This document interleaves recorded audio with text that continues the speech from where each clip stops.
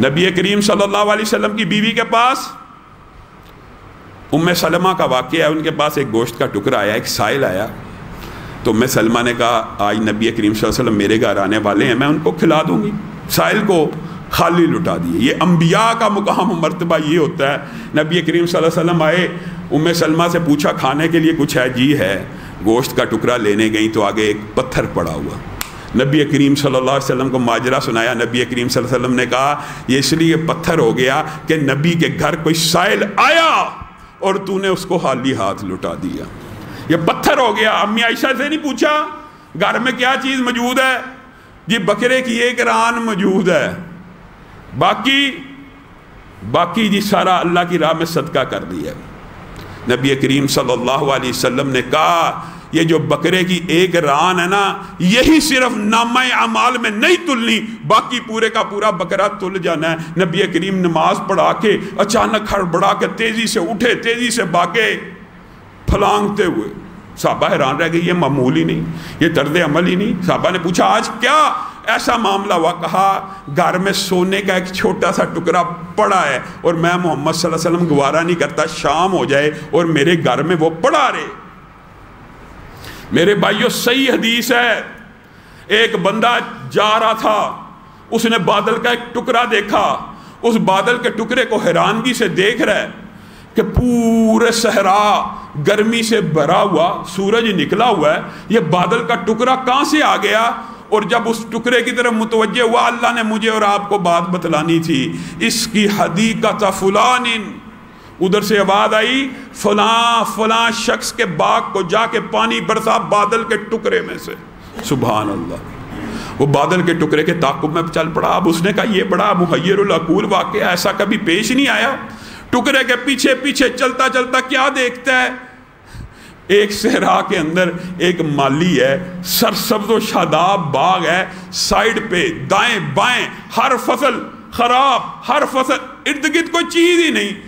ایک باغ ہے، اس کے اندر ایک مالی کھڑا ہے، کیاریوں کو سیدھا کر رہا ہے، اور کیاریوں کو سیدھا کرنے کے بعد کہہ رہا ہے اللہ بیج تو میں نے ڈال دیا، کیاریاں تو میں نے سیدھی کر دیں، اب بارش برسانا تیرا کام ہے۔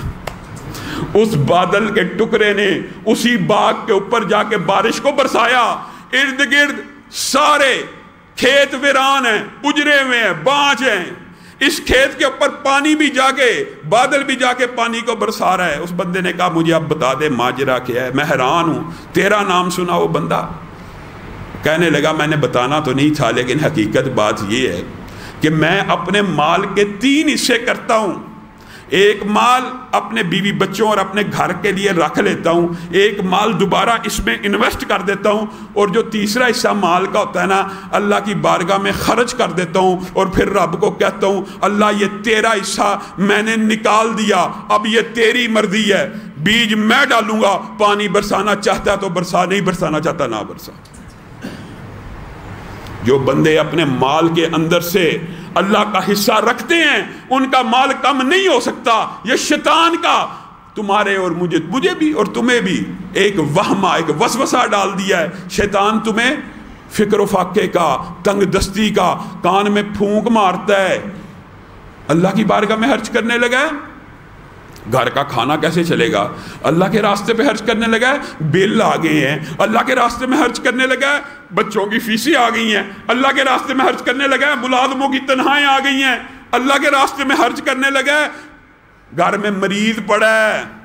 یہ سارے شیطان کے وسوسے ہیں۔ نبی کریم صلی اللہ علیہ وسلم نے خود فرما دیا، دیکھیے نماز جیسی عبادت کے اندر ایک شیطان حنزب نامی آتا ہے آپ کو اور مجھے گمراہ کرنے کے لیے۔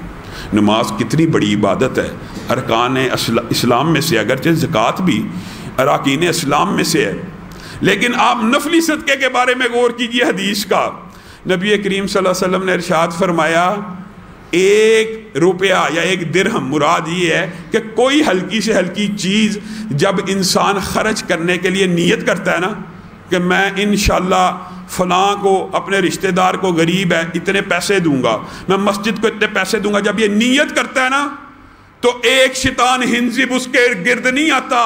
صحیح حدیث کے الفاظ ہیں 70 سرکش شیاطین اس کے ارد گرد جمع ہو جاتے ہیں، اس کو وہم ڈالتے ہیں، اس کو وسوسہ ڈالتے ہیں، اس کو اس کے خراجات کی ڈیٹیل بتاتے ہیں۔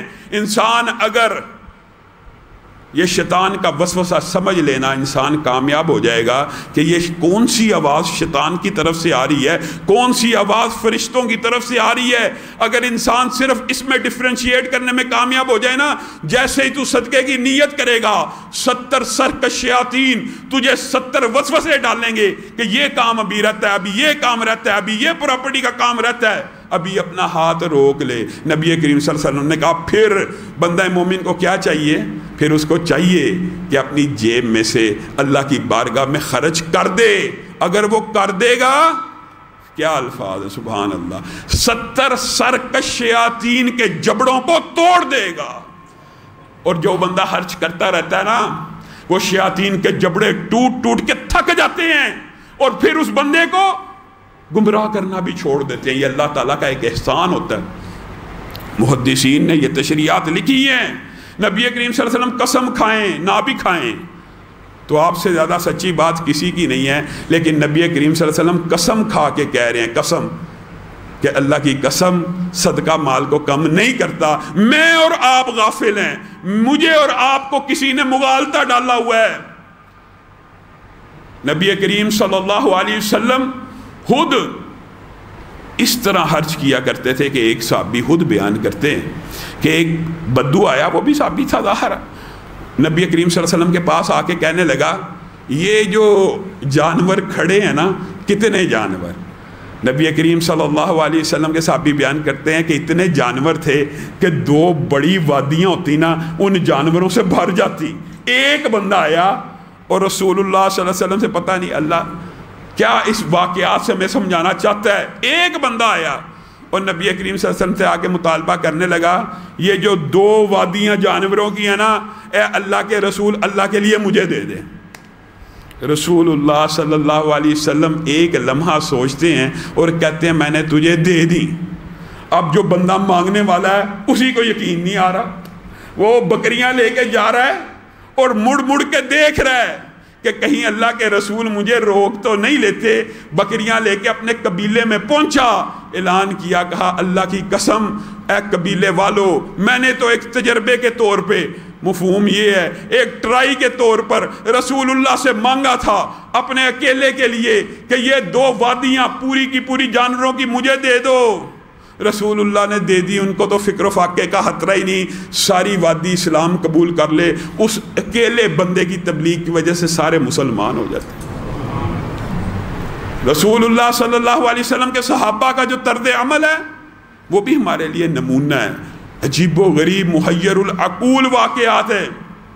ایک واقعہ آپ نے اس حوالے سے بھی سنا ہوگا، سابقہ قوموں کا، ایک اندھا تھا، ایک کوڑی تھا، ایک گنجا تھا۔ فرشتہ اس کے پاس آیا، تینوں کے پاس، یہ مشہور واقعہ مختصر کر کے آپ کے سامنے رکھوں گا۔ آپ کو کیا چاہیے؟ کوڑی نے کہا میرا زخم ٹھیک ہو جائے۔ اور کیا چاہیے؟ اونٹ میں سے کوئی مال ہے تو دے دیں۔ ایک اونٹنی اس کو دی۔ گنجے کے پاس گیا، آپ کو کیا چاہیے؟ میرا یہ جو گنج پن کی بیماری ہے دور ہو جائے، اور مال میں سے گائے بھینس میں بڑی پسند کرتا ہوں، ایک دے دیجیے، حاملہ اس کو بھی دے دی۔ اندھے کے پاس گئے، میری تو متاع دیکھنے کی صلاحیت نہیں ہے، اگر مجھے آنکھیں مل جائیں تو میں اللہ کا شکر گزار بندہ بن جاؤں گا۔ مال میں سے کیا چاہیے؟ مال مجھے صرف بکری چاہیے، اگر ایک بکری ہو تو میری قسمت بن جائے گی۔ تینوں کو صحیح حدیث کے الفاظ ہیں، اللہ تعالیٰ نے آزمانے کا ارادہ کیا۔ ہوا یہ کہ کوڑی کا زخم بھی ٹھیک ہوا، گنجا بھی ٹھیک ہو گیا، اندھا بھی ٹھیک ہو گیا، اور اللہ تعالیٰ نے مال اتنا دیا۔ حدیث کے الفاظ مختلف ہے، مفہوم یہ ہے کہ اونٹ والے کے پاس جنگل اونٹوں کا جمع ہو گیا، گائے والے کے پاس جنگل گائے کا جمع ہو گیا، اور اندھے کے پاس بکریوں کا جنگل اکٹھا ہو گیا۔ اب اللہ تعالیٰ، یہ اللہ تعالیٰ آزماتا ہے، اپنا ہی دیا ہوا مال اللہ آزما رہا ہے کہ دیا تو میں نے۔ جو بندہ آج بھی یہ سمجھتا ہے میں نے یہ اپنے ہاتھوں سے کمایا ہے، اس کی عقل پہ ماتم ہے۔ یہ ہاتھ بھی اللہ نے دیے ہوئے ہیں۔ جو سمجھتا ہے میں نے اپنے ذہن سے کمایا ہے، اس کی عقل پہ بھی ماتم ہے۔ یہ ذہن بھی اللہ کا دیا ہوا، ہر چیز کا وارث باقی اللہ رہ جانا ہے۔ آزمائش آ گئی، کوڑی کے پاس آیا، تو پہلے کوڑی ہوا کرتا تھا، نہیں یہ میں نے بڑی محنت سٹرگل، میں تو صحت مند تھا، یہ تو میں نے مال اونٹنی کے ساتھ ایسے کاروبار کیا، ایسے ٹریڈنگ کی، یہ کیا وہ کیا، یہ مال سارا میری انٹلیکٹ کی وجہ سے اکٹھا ہو گیا ہے. اچھا ایسا ہی ہے؟ ہاں ایسا ہی. تو جھوٹ بولتا ہے تو اللہ تجھے تیری حالت میں واپس لٹا دے. گنجے کے پاس گیا, اس نے بھی یہی باتیں کی, یہ تو میں نے جناب بزنس کیا, میں نے 1 سے 2, 2 سے 4 بنائی, آباء و اجداد کا پیسہ تھا وغیرہ وغیرہ. اچھا جھوٹ بولتا تو اللہ تجھے واپس اسی حالت میں لٹائے. ہوا کیا؟ کوڑی کا کوڑ بھی آ گیا, اونٹ بھی مر گئے, گنجے کا سارا گنج پن بھی آ گیا, ساری کی ساری گائیں بھی مر گئیں. بکری والے کے پاس آیا اور کہا تو پہلے نبینا ہوا کرتا تھا. جی ہاں میں نبینا ہوا کرتا تھا, میرے رب نے مجھے آنکھیں دے دی. یہ جو مال ہے اللہ نے تجھے دیا. جی ہاں. اللہ کے نام پہ کیا دیتا ہے؟ ہائے جس رب کے نام پہ مانگ لی ہے, اس رب نے جس نے پورا مال دیا, اللہ کی قسم یہ سارا مال بھی اگر لے جائے گا میں تجھے نہیں روکوں گا. قم للصلاة إذا المؤذن كبارا أقبل لربك مسرعا متطهرا.